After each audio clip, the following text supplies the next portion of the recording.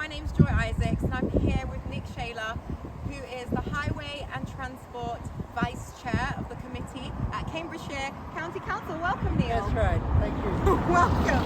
Today we're here in Sawtry talking about potholes. We've got so many potholes. This is one of the many potholes in Sawtry and Stilton, and we'd like to find out a little bit more from one of the experts, someone who's actually involved in resolving this problem for us. So Neil, look at this pothole. It's quite deep, quite rough, quite dangerous. The state of the roads is one of the biggest concerns I hear from residents when I speak to people in Sawtry. Why is it like this? Okay, so what's happened here, if you see them marked up like this, that means it's been assessed.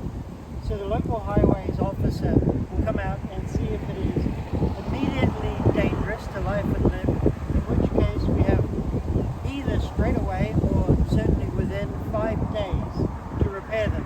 This one has got a yellow line around it, which means we have 21 days to repair it. 21 days. Now all of these ones, this is a quick fix. It's not fixing the problem. To fix the problem, we need to prevent the potholes, and that means we need to replace this. In the meantime, we have a statutory requirement to make it safe. This kind of a pothole is hell. If you're on a bicycle or a wheelchair, it can put you in hospital. For a car, this is at the intervention level, which means it can damage your suspension.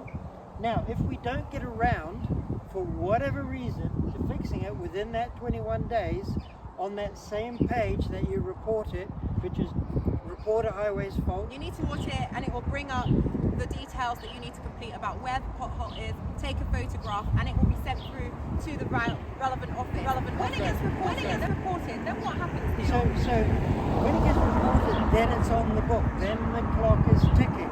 If you don't report it might be months before an inspector or our Geist machines that use light to check the roads, it may be months before they notice it. So it's really, really helpful if you report it. And do the more people that report it, does that help if the volumes of reporting, does that help or not? All it does is the clock starts ticking from then.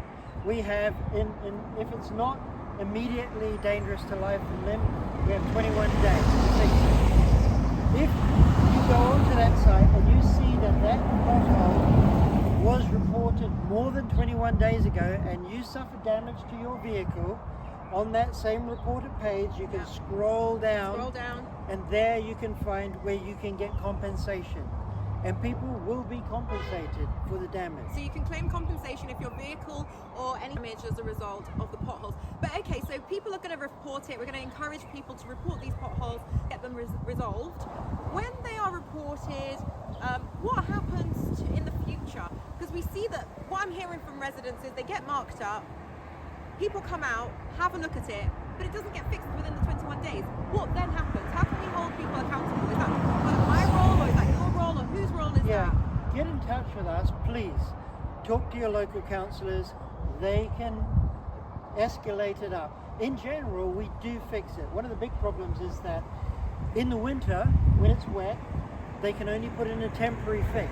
And sometimes these ones fall out within a couple of days. But we have held our subcontractors to book on this. So previously they were charging us for each return. They're not doing that anymore. So we're finding fixes that are longer. But remember, some of them are temporary fixes, and then there's going to be a whole scale resurface. The ones with the beautiful edges on it, where they cut it out and put the edge on it, that is supposed to be a permanent fix, and most of those are extremely strong. Right, so we need to understand the distinction between a temporary fix and a permanent fix, and ultimately what we need is to resurface.